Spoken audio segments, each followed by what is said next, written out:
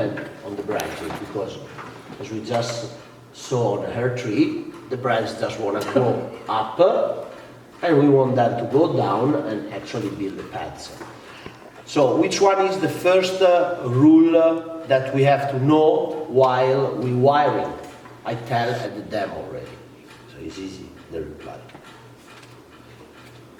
Come on. Look for the size. The wire should be 1/3 the size of the. Exactly, so the first rule is... You're supposed to be the silent one. Now you're the show-off. So, That's for copper. Yeah, we're No. working with copper, not Yeah. aluminum. so, anyway, Okay. the rule is 1/3, because even with copper, if you wire a Yamadori the first time, the branches are a little bit more stiff than in another tree that is already being worked. Okay, that the branches tend to be a little bit more flexible. So we keep the rule of 1/3, always our rule. Then, as we said, the difference is this. For the copper, for the aluminium is 1/3 according to the area. Yes. And we say aluminium.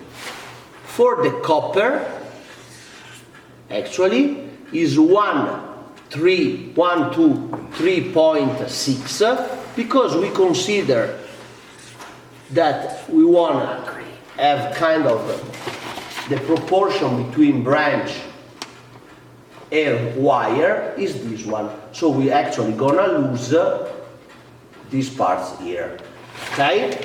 And this is copper, okay? The second rule is how we're gonna put the wire. So the wire has to have an angle that we can say is between 45 degrees and 60 degrees, not less, not more, or the wire doesn't work, okay? Because when we wire a branch, and we put the wire on this angle,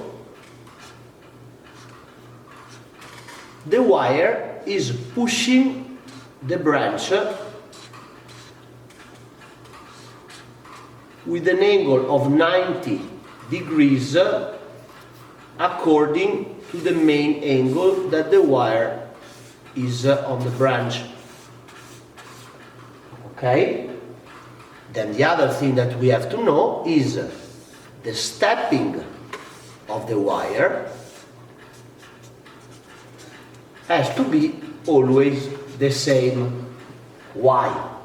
Because we want to move the tension we put on a branch while we're bending a branch all in the same way to the branch. Because if I wire a branch and I do one step short, one long, one again short, one long, the tension is partially moving, and is something that we don't want, because obviously we want always the tension to move to the branch until we found, for example, the main trunk, so the tension can go there and anchor it and kind of release in a stronger part of the tree. Okay? So the second rule is angle and steps. Più. Okay? Now, from this rule here, because I said that angling the wire, we actually push the branch, comes the third rule of wiring. That is, on the main branches,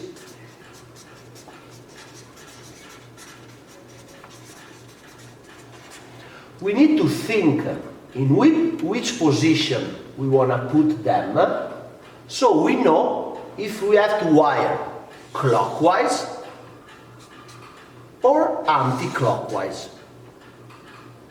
Because we know that according to this rule, if I wire in a side, my wire is pushing in a direction. If I wire in the other side, the wire is pushing in the opposite direction. So, if we think to have two branches that actually are wired clockwise, so like this, and anti-clockwise, so like this, we easily see that our wire, when the branch is clockwise, because the angle, the wire is pushing the branch in this direction. And it's easy to see, because while I'm wiring, I push to me. When the wire is in the other direction, always from the rule of the 90 degree, the wire is pushing there. What we don't want to have is a branch where then we need to wire, we need to push left and we wire anti-clock. So when we move the branch, the wire open. And so we come from here, we can go to the steps part and say the wire has always to be very tight to the branch. So no gaps. Why? If I make a gap, and so the wire is like this,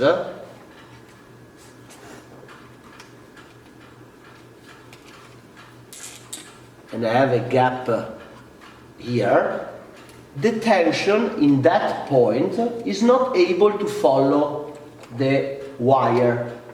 So we create a dam, like when we do a lake, a dam.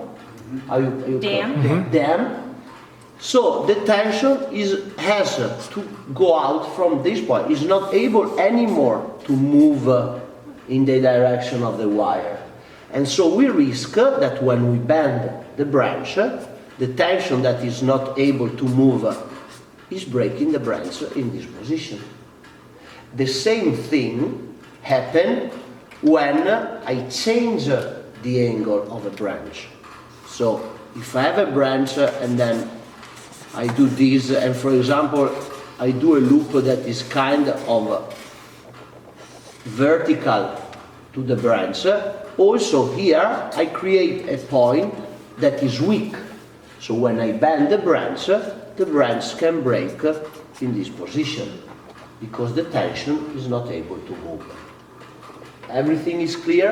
I have a question. Sure. Okay, with the copper wire, when you're wiring deciduous trees, not copper, I mean aluminum. One of the things I was taught is to take the wire and use it to bend the branch.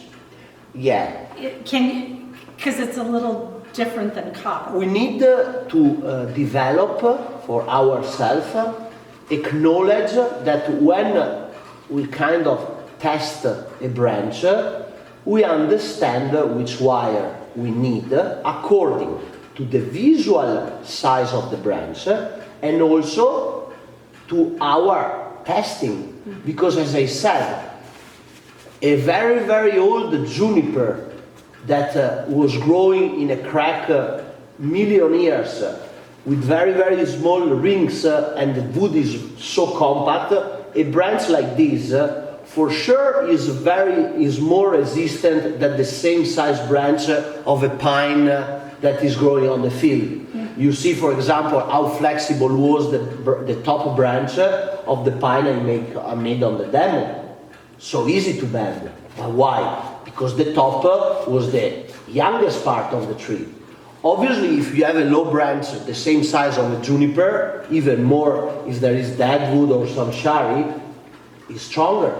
So, you know, we make rules in general to give us some points that we have to follow. That is our ability. Is also when we wire, sometimes we don't need really to wire everything because some branches we can manage only just moving the other one. But we have to say that the tree need to be wired. Then more and more that you get practice, you can also break the rules. It's always the same story.